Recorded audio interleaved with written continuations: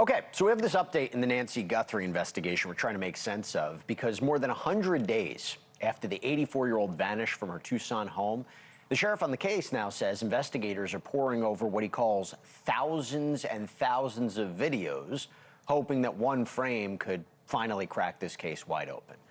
What exactly are they looking at? Didn't they go through all of this already? Sheriff Chris Nano says it's everything from home security cameras and doorbell footage to traffic cameras, digital surveillance, mapping out who came, who went the night that Nancy Guthrie disappeared. And authorities are also re-examining video from her home, including the now famous footage of a masked man seen on her porch appearing to tamper with a camera just before she vanished. And remember, investigators have also looked into reports of an internet outage in the area, right? Remember this one, raising questions about whether some cameras may have been messed with on that night. And the sheriff says that this investigation remains active. There's still no arrests. He believes the digital evidence could help lead to the person who's responsible, people who are responsible. However, it should be noted, People magazine is now reporting that the sheriff is no longer directly communicating with the family, that they're communicating through the FBI. So I want to bring in somebody who knows a lot about digital evidence, what is going on. Robert Freed has spent decades running complex data collections and forensic investigations. He's the Executive Vice President and Chief Investigative Officer of Forensics at Page One Inc. Thank you so much for taking the time. What does searching thousands of videos look like?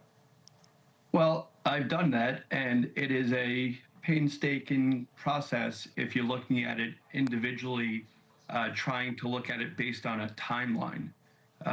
There's technology now that allows us to look at the videos a little bit better in terms of categories, being able to look at certain patterns or different types of clothing or colors, things like that. Just to be clear, you saying like commonalities, like, oh, we see this person in this video, Correct. And then we see, so, and is there like AI, is there an AI tool right now that can facilitate this process at all?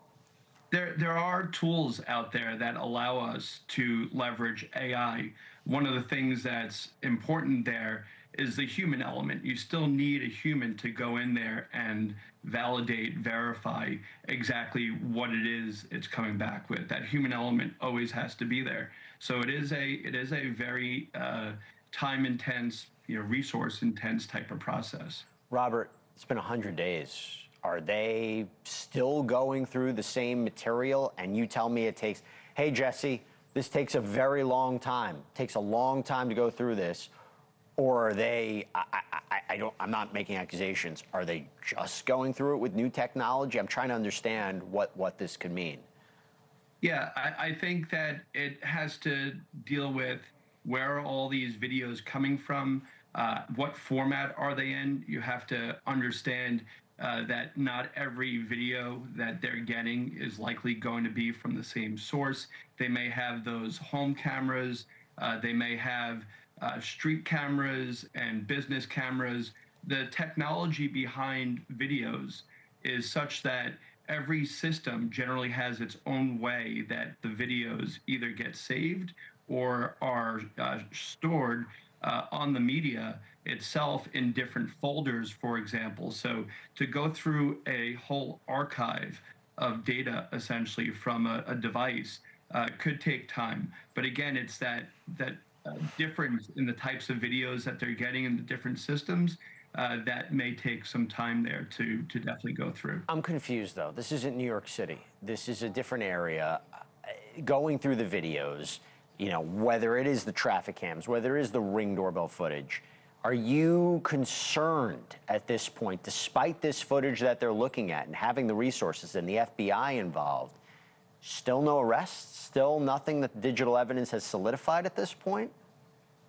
Yeah, it is definitely interesting, for me to say that, they're going as quickly and using all the technology is tough. I'm not directly involved with the case, but we do have an individual that was recorded at the residence, right? We have that, so there has to be. And what are they doing with that video? I think they're re-examining it, right? I mean, what do you think they might be doing with it?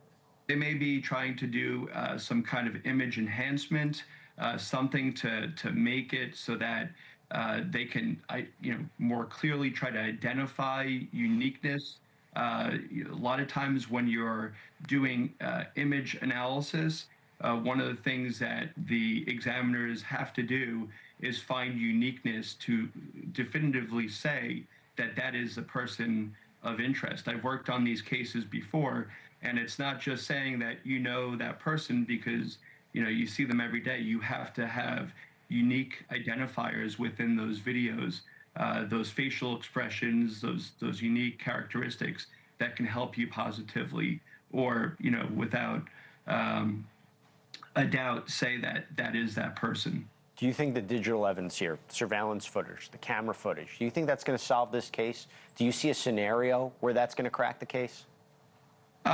Certainly, we've seen a lot of cases recently that have made national headlines where, if it's not the cell phones, it's the GPS devices. We have a lot of good technology. I think the importance here is that to get access to all that data that may be on those devices is the big piece of it, right? Being able to not only identify where that information can exist, but how to download it in a forensically sound manner. We talk about also retention policies for a lot of these devices. As you're saying, Jesse, time is ticking. It's over 100 days right now. The retention policies for, let's say, a Ring doorbell, maybe 180 days. We're getting very close there. That's a good point. So time is definitely ticking in that regard. I was going to ask you about 30 seconds left. If you were in charge of this investigation today, right? What would be the first thing first thing you would direct, the first thing that you say we have to do? I'm a technology guy, but I think it's more about looking at the surrounding area, going and doing a canvassing of the neighborhood, talking to people, understanding, if it's not visibly apparent, maybe there is something, a recording device that's out there that they're not seeing. Yeah.